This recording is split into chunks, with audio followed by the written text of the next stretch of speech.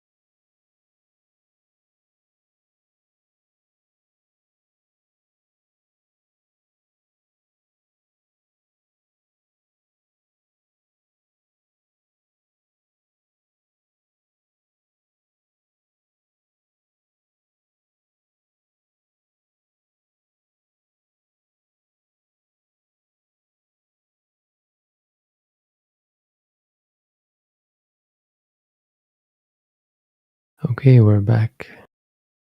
So, we have a few questions. If you have more questions, go ahead, post them in the chat. From now on, we'd ask that the only thing posted in the chat are questions.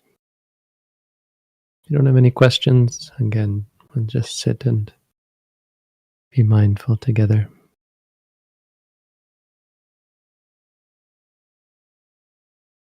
We do have questions.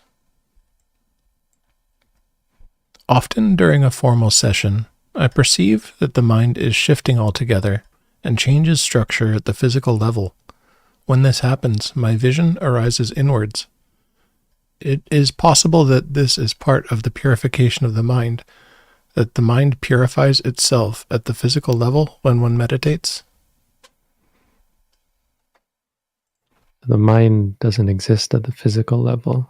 You're confusing probably two different things. The physical sensations and the mind that experiences them, or some conception you have of the mind. Mind is just the experience of things. If you're experiencing sensations that you would describe as shifting, that's still just a description. The reality of them is they are sensations. But the mind creates these meanings.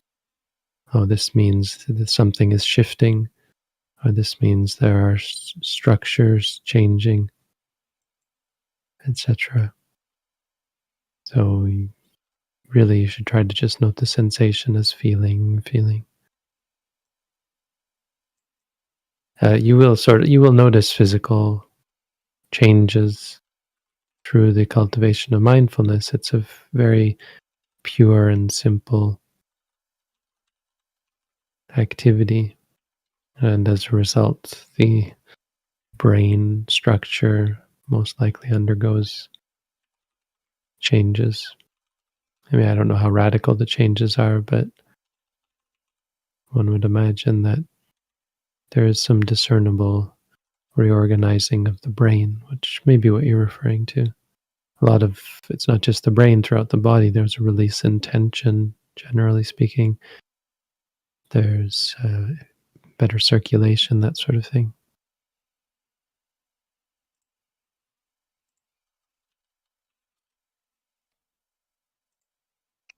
I am in a community that is Catholic, and I am not comfortable with things about Buddhism, but I can't really talk about myself without including Buddhism. Any advice?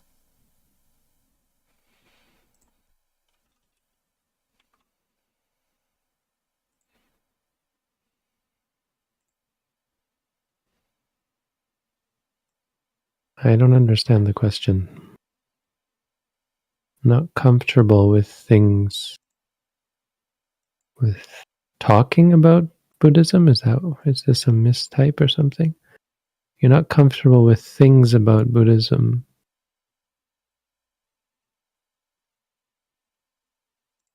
I kind of get the sort of question you're asking. So, without really understanding exactly your situation, I would say that there's never really a need to mention Buddhism by name when you talk about the things that we teach. It's all just nature, reality, experience, things like mindfulness and so on.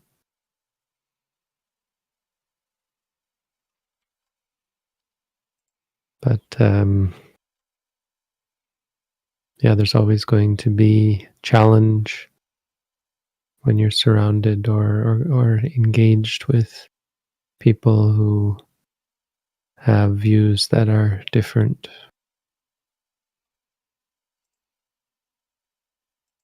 One thing I know about Catholics that I understand is their views are not all that strong, so it's often more just identification and what we do and so on. So there may be room to talk about views of suffering and the cause of suffering, cessation of suffering, and the path leading to the cessation of suffering without creating contention. But another thing I would say about questions about advice are often better redirected to the practice of mindfulness, because the circumstances of your situation are always going to be complex and require clarity of mind to sort of untangle.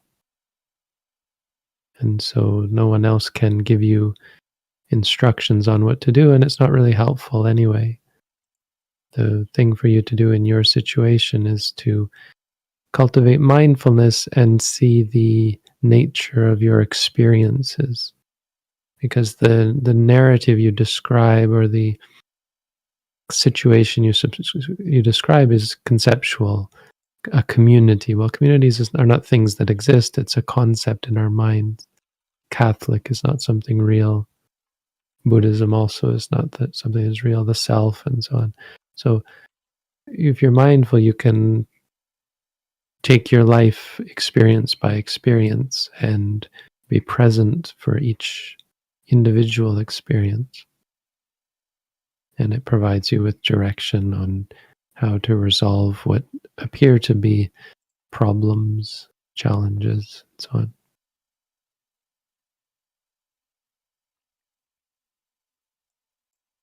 Does metta practice lead to piti?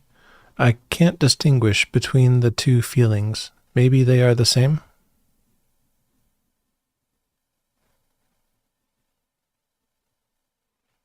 Metta practice certainly does lead to the arising of rapture, piti. Metta is just the absence of anger, so it's a description for a mind state which has friendliness towards its object. The word metta means friendliness, literally. So if you have a friendly feeling towards someone, that's metta. If you feel pleasure and excitement, that's piti.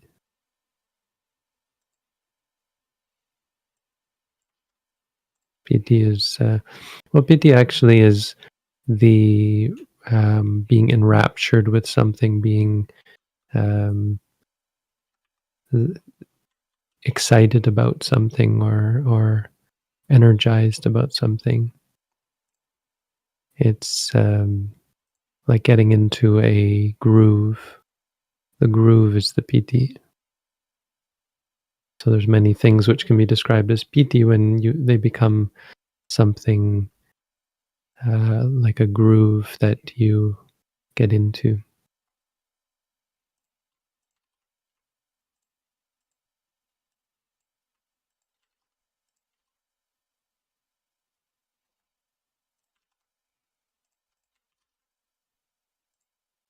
Currently, you've put the at-home course on hold.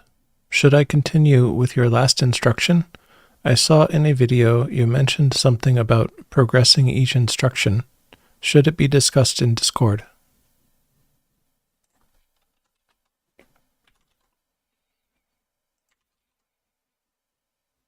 Yes, if you're going to pick it up later, your best bet would be to just continue with the last exercise given.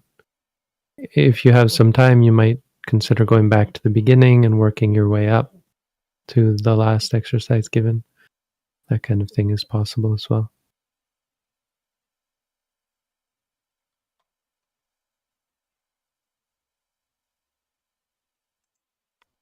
Why does our tradition dismiss the importance of jhanas? Can momentary jhana that we practice achieve the 8th jhana? Should we forget jhanas altogether? Jhana is a word that means meditation. It's used to describe different types of wrong meditation. When the Buddha talked about when he held his breath, he called that a jhana. When as a bodhisattva, before he was enlightened, he practiced all sorts of useless practices, one of which was holding his breath. And he called that jhana. Why? Because the word jhana means meditation. In the Theravada theory, there is a recognition of, we might say, 3 types of jhana. The first is aramanupani jhana, where you focus on a conceptual object, and that leads to a trance state. And it's distinguished as a special kind of jhana because during that period, the 5 hindrances are absent. The second type of jhana is called lakanupani jhana, which is where you meditate on momentary experience and are able to see the 3 characteristics. And through seeing the 3 characteristics, the mind enters into a state that is also free from the 5 hindrances and very focused, but not on a single object, focused on reality, on a momentary experience. And the third type of jhana is called lokuttara jhana, which is the experience of the path and fruition, cessation of suffering. And that also is distinguished because of the absence of the 5 hindrances, but of course it's distinguished because of also taking nibbana as an object. So our tradition certainly doesn't dismiss any of those. We don't practice the first type, but we certainly undertake the second type, and the goal is always going to be the third type. As far as what you call the 8th jhana, those are most likely referring to what we call the arupa jhanas, which fall under the category of aramanupani jhana. So within aramanupani jhana, there are 2 types. There's the physical and the mental, purely mental, or the physical and the unphysical. So the physical is where there's actually a physical object, one of the senses, seeing, hearing, smelling, tasting, or feeling. Usually seeing, it's a vision you have in your mind, you visualize so creative visualization in your mind, you visualize an object. That leads to 4 different levels of absorption. And after that, you can go on to what are called the formless jhanas, or the non-physical ones. So there's 4 more of those, which are they're the things that the bodhisattva practiced before finding the path to cessation of suffering. He practiced them under other teachers as well, and realized that they weren't the path to freedom from suffering. Honestly, the word jhana is just such a worry word. People are so concerned and upset and fighting about it. Those of you who don't know, this is a word that people fight over and causes problems. And part of me would say, yes, just forget about the word jhana entirely and focus on meditation, and most especially focus on seeing the nature of reality and becoming free from suffering.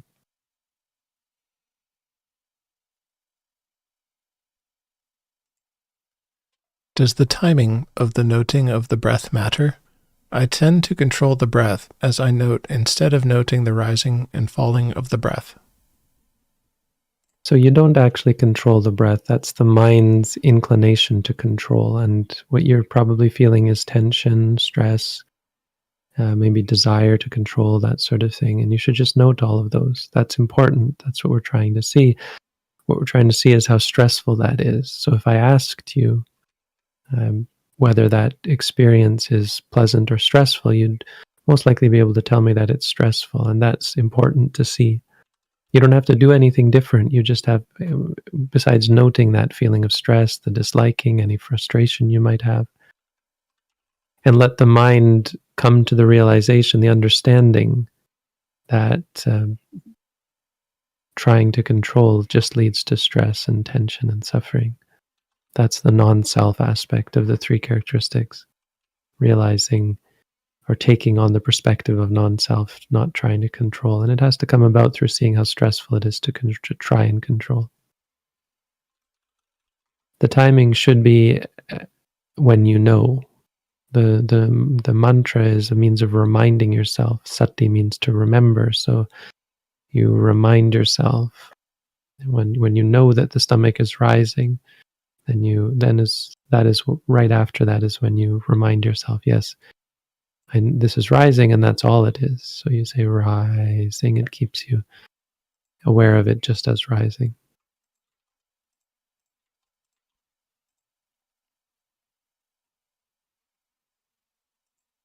While awake and conscious, I experience incredible emotional pain.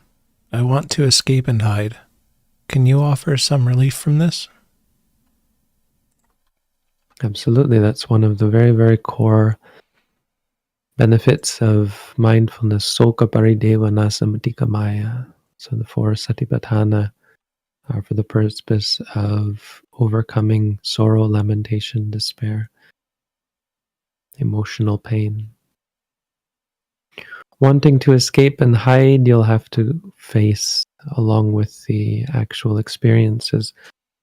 So the key change that has to come about is a ability, capacity, and tools to face the experiences. The wanting to escape and hide is not helping, is exacerbating the problem. It's natural, of course. The desire for relief. So can you offer some relief? The answer is yes. When you understand that trying to find relief is actually making it worse. So mindfulness helps you to confront and change your perspective on the experience rather than changing the experience. That's the one and only way out of suffering. You can't escape it. You can't run away from it. You can't avoid it. You can't seek relief from it. You have to seek to change the way you look at it.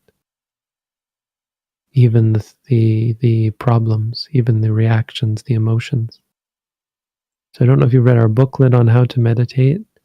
I guarantee it works. So if you are looking, if you're serious about trying to find relief, then take my advice, please, and read the booklet. And sign up for our at-home meditation course. And we'll meet once a week, and I can go over your experiences. And if you have the capacity to do at least 30 minutes of walking and 30 minutes of sitting a day, half in the morning, half in the evening, you can free yourself from this suffering. Of course, there are other ways. You could, of course, find another meditation group or session, but this is what we offer, and I can guarantee you put in the work and we'll help you through it for free. This isn't a plug for trying to sell you something. We don't make money off of this or anything.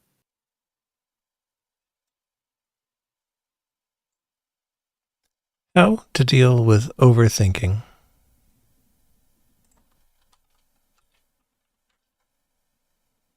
Well, there's not really such a thing as overthinking per se. There is the state of mind of being distracted, which I guess you could just call overthinking. But it's important to differentiate. The experience of thinking is momentary, so it's not really overthinking. It's a bit more accurate to say your mind is unfocused, and that's what gives rise to incessant and diverse thought. So the way to deal with it, unsurprisingly, is like anything else, just to confront it. When you're thinking, say to yourself, thinking. When you're restless or distracted, say distracted, restless. And you'll start to catch that there are other aspects of that experience. There's liking and disliking, there's worry and there's fear, or there may be worry, fear, anxiety. Generally, there's always going to be liking and disliking, and or disliking involved. That's what leads to the distraction in the first place. So you'll be able to note all of those as well.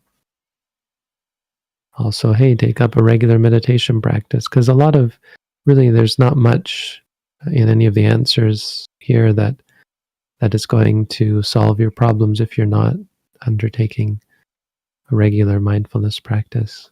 You really have to do the work to change if you want to change yourself. There's no easy way, no shortcut.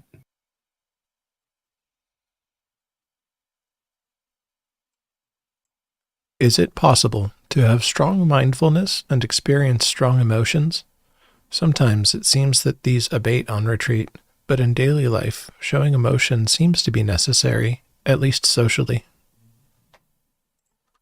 Well, maybe in the beginning, you'll start to come to conflict, come to a crossroads, I guess, where you start to incline away from social situations that require you to show emotion, strong emotion, because you start to see the stress and the suffering involved with those emotions. But it's more of a long-term thing. I wouldn't worry about such details.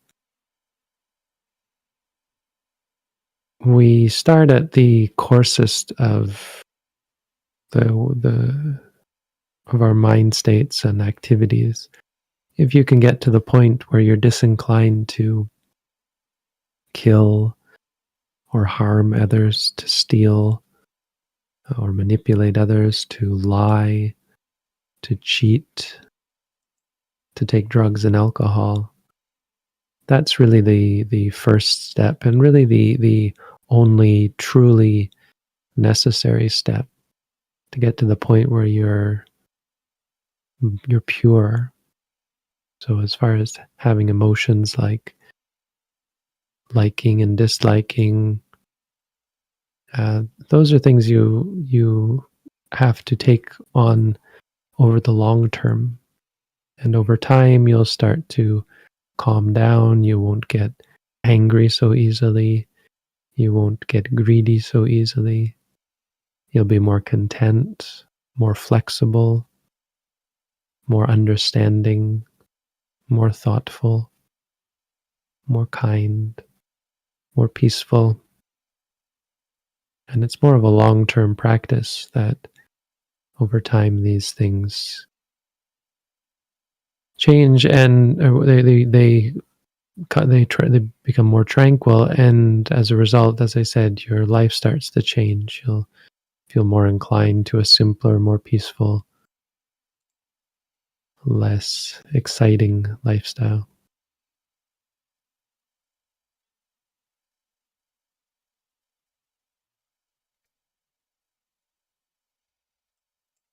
Should all thought be abandoned?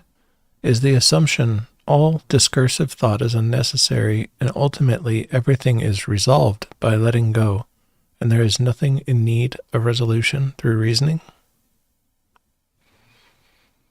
All thought should be taken as an object during mindfulness practice. There's nothing in mindfulness practice or the path to freedom from suffering that can be resolved through reasoning. So ultimately, the answer to your question is no, there is nothing. But you have to understand that that is referring to the only really true and valid goal, which is freedom from suffering. In terms of worldly affairs, which most of us have a lot of, there is going to be need for some thought. And so the answer to the first question is that thought should not be abandoned, not directly. It's you put me in a tricky situation answering this, because technically, ultimately, everything should be quote unquote abandoned in the sense of not clung to. So you abandon your clinging, you're clinging to anything, and thought has to be included there. So technically, to some extent, you abandon it, but that doesn't mean repressed, shut off, ignored. Because the only way to abandon things is to understand them, to understand that they're not worth clinging to. The only way to understand things is actually to observe them and become more familiar with them, which takes facing them, which is the function of mindfulness. So you actually have to take the thought as an object. Say to yourself, thinking. Not precisely as an object, but you have to remind yourself about the thought, hey, that's just thinking, so that you're in a position to experience the nature of it. It's something that arises and ceases. There's nothing meaningful beyond that. It's not something that is meaningful. It's just thought.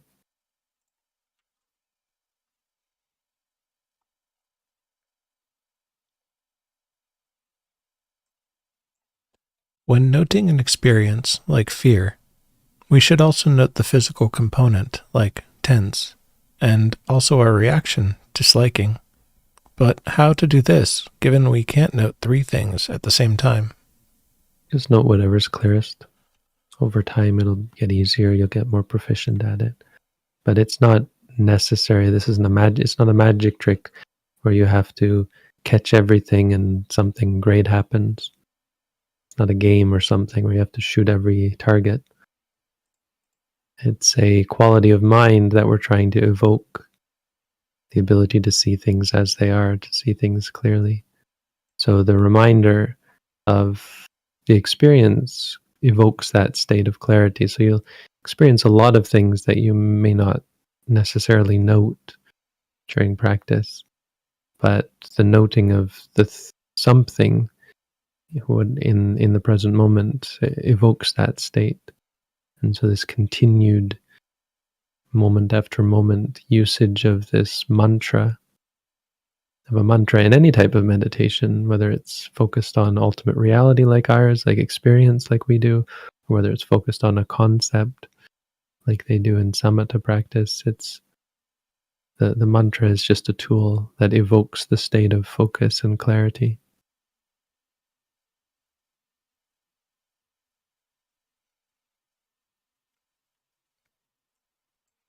Is it possible to stay mindful during the day when your job involves thinking? I find it impossible to think and be mindful at the same time. Yes, that's one thing that it's impossible to do. But you're not your job isn't completely thinking. You have to walk to work or drive or whatever. You have to eat during the day. You have to take breaks. Even in between thoughts, there will be different physical activities. There will be emotions, maybe frustration with your work, boredom, tiredness, desires, and then many things will arise during your work. And all of those things can be taken as objects of mindfulness, provided you have the capacity to do that. So what helps, of course, is to do formal practice in the morning, formal practice in the evening, and you'll find that you're able throughout the day from time to time to apply the same principles.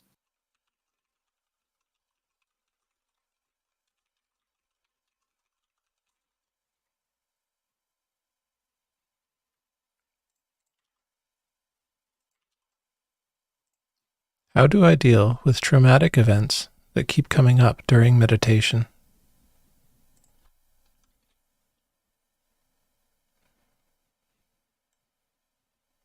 Well, the events themselves don't come up. There are experiences that create the recognition, that we call memory. But the experiences are actually happening now. You're not experiencing something that happened in the past. That's important to understand. What you're experiencing is happening now, and it's distinct from the thing that you experienced in the past, so much so that over time, experiences can change. So our memories of things can be distorted, right? This happens.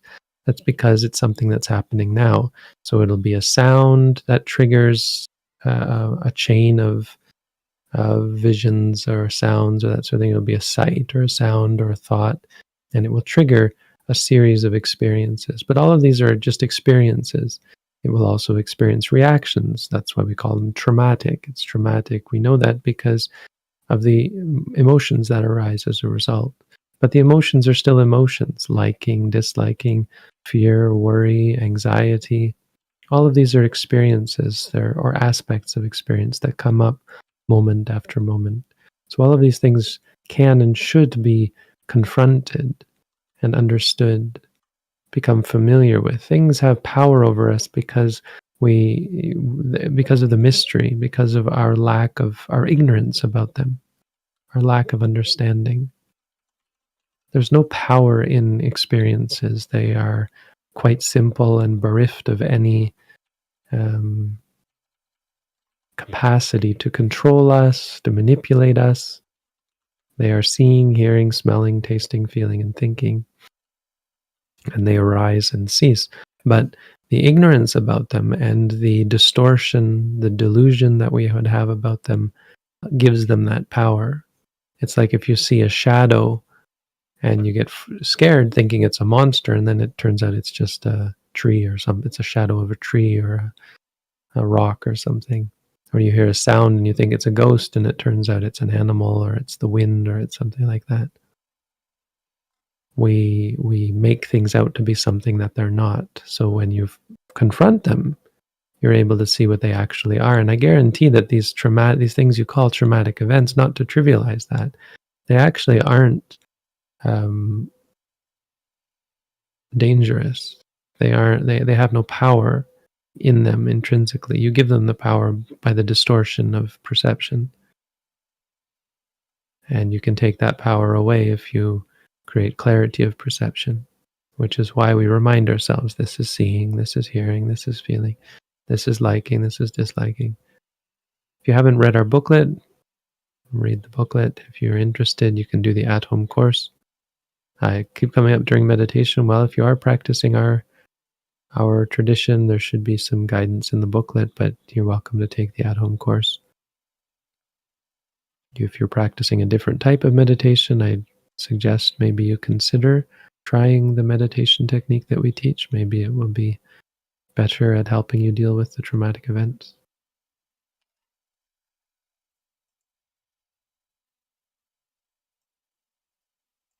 Do you have any advice for dealing with abusive so-called friends? I know neither of these things are important, but we have a lot of fun together and I care for them, but I kind of want to cut them off. Well, you can reaffirm for yourself that fun is not a good reason to continue doing something. We want to have fun. Fun is something that people in the world look for, but it isn't intrinsically valuable. You don't get anything out of having fun. In fact, it's what keeps you engaged in abusive relationships, the sort of thing that keeps you engaged in unhealthy relationships, the pleasure, and not actually the pleasure, the desire for the pleasure that you get out of them. So having fun just reinforces that desire. So you can reaffirm for yourself that that's okay. It's okay to not have fun, to do something that is going to cut me off from fun. That particularly. Caring for someone is similar, because there's nothing special about one specific person. The narrative that we tell ourselves, this person is special, that person is special, really have no intrinsic meaning. And a much more healthy way to live your life that is foreign for ordinary society is to take people as they come, to be completely open to whoever you meet, whoever you're in contact with, moment by moment, rather than to care for one specific person. The word care is a bit of a misleading term because it encompasses both the desire for, or the inclination towards another person's happiness, and also the inclination towards your own deriving pleasure from your association. So you like them, you're attached to them. Being attached to someone is one thing, and wishing them happiness is another. You can do one without the other, and you can be free from attachment without sacrificing your desire for their well-being, per se. So if you can see the distinction there, you can try to free yourself or acknowledge and let go of the attachment to them while wishing them well and realizing that perhaps the best thing for both of you is to let go of your desire for fun together. So it's not so much about telling you can't have fun, it's just about finding putting fun in its place and building relationships built based on something more meaningful, like wholesomeness, goodness, and spiritual development, that sort of thing. I know neither of these things are important. Right, so I kind of skipped over that part. You know that they're not important, but hopefully they sort of breaking it down for you to see, well, what does it mean you care for someone? What does it mean to have fun? Both are, the problems with them are that they're rooted in desire. Parts of them are rooted in desire. And that's not a meaningful reason. It's not an excuse. You can have fun and care for people in relationships that are more healthy.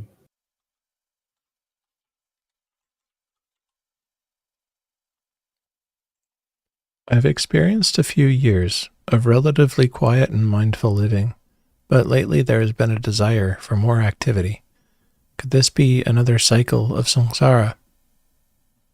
The cycle of samsara is birth, old age, sickness, and death. But part of that cycle is going to be the desire for more activity. It's what perpetuates the cycle. So, yeah, I mean, all that means is you haven't eradicated desire, which is unsurprising considering how challenging that goal is. But it's a long road. The only thing for you to do now is to take the desire as an object and learn more about it.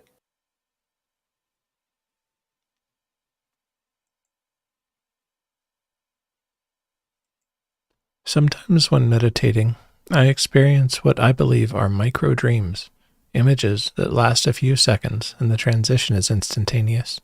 I don't fall asleep. Is this significant or just a lack of sleep? Nothing you experience is significant. The significance of something new is that it impresses upon you the nature of impermanence. So when these things come that are out of the ordinary, the only significance is that they are something new, that they are something different, they are something unexpected, perhaps. But after a while, you start to see that they too have nothing special and no meaning. So a very important insight, apart from the unpredictable nature of experience, is that no matter how unpredictable it becomes, there's nothing extraordinary or significant about any experience. You just note seeing, and you'll gradually see that about everything, that there isn't anything you could experience that would be significant.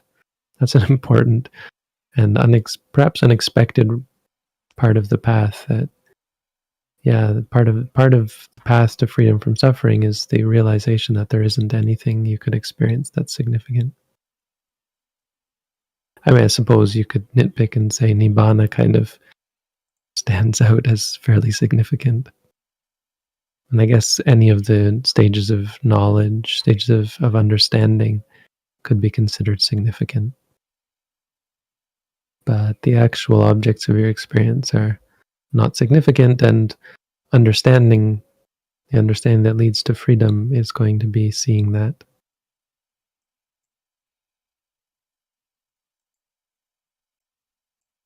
Would you explain the difference between bhava and jati in the Paticcasamuppada?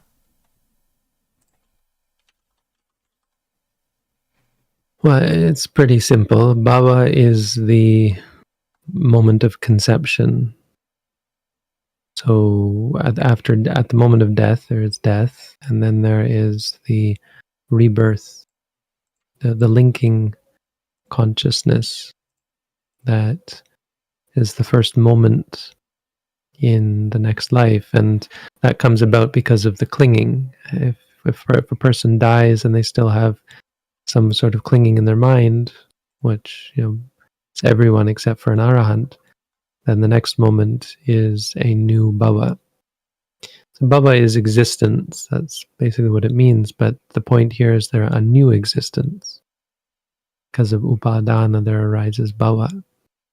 But bhava is distinct from jati for certain beings, like humans and animals, because there is a period of gestation. So most likely referring here to humans, old age, sickness, and death only start after death, right? After bhava, there isn't yet aging. You don't age in the womb, you grow. So from bhava to jati, there is growth. There is the growth of the complete physical being. And then at birth, there begins the process of what birth leads to. Birth leads to old age, sickness, and death. Sorrow, lamentation, and despair.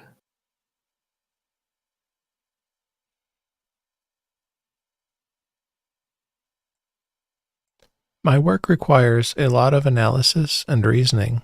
Thus, during meditation, I often have to note thinking and distracted. Besides changing careers, what can I do to aid concentration on the present?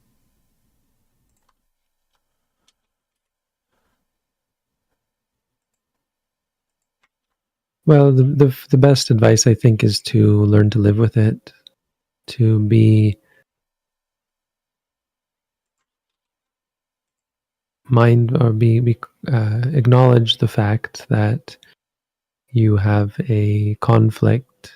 It's not a harmful conflict. It's just kind of unresolvable conflict.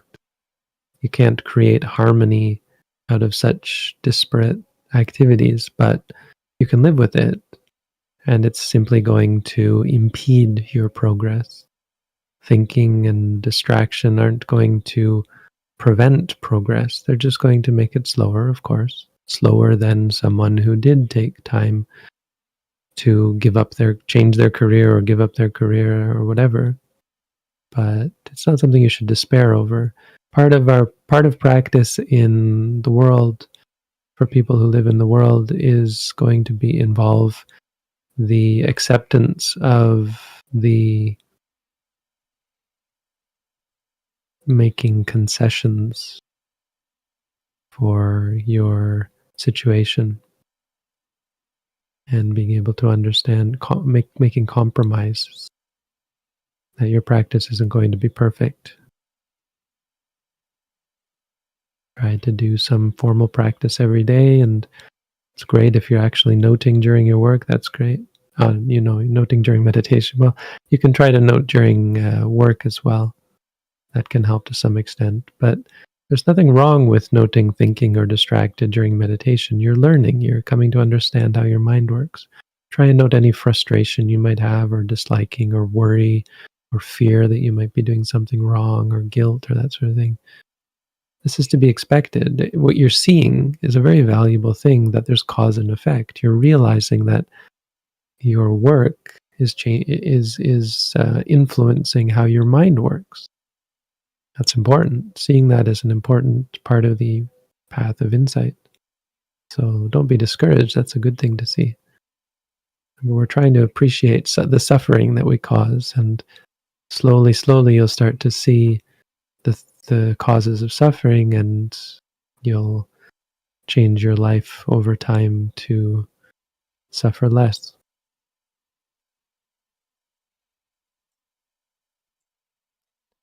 How to deal with denial, especially when someone realizes that they were in a denial mode. What can meditation teach us about it?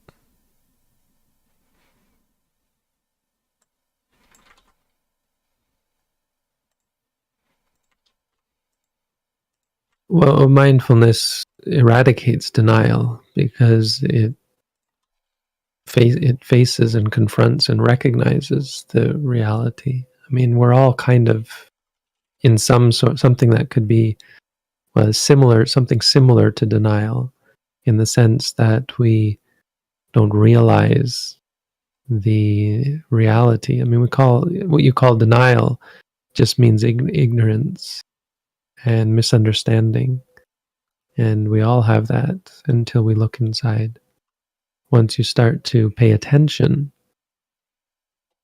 and be more objectively present with experience, the opposite of that will arise. You'll be able to appreciate what is actually happening. You'll see that you'll see when you're lying to yourself, when you are wrong about what's happening, that sort of thing. So why don't you find out? I would say it can free you from such things, and you can try it yourself and see. Try to read our booklet and maybe take up the at-home course.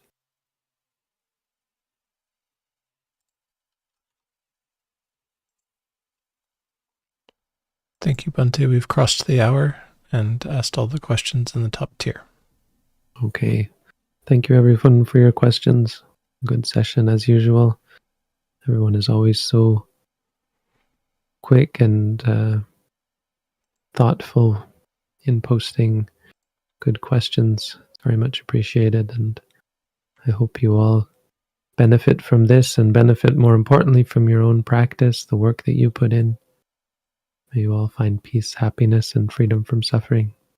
Thank you, Chris, for your help, and whoever else we got in chat. Have a good week, everyone. Sadhu. Sadhu.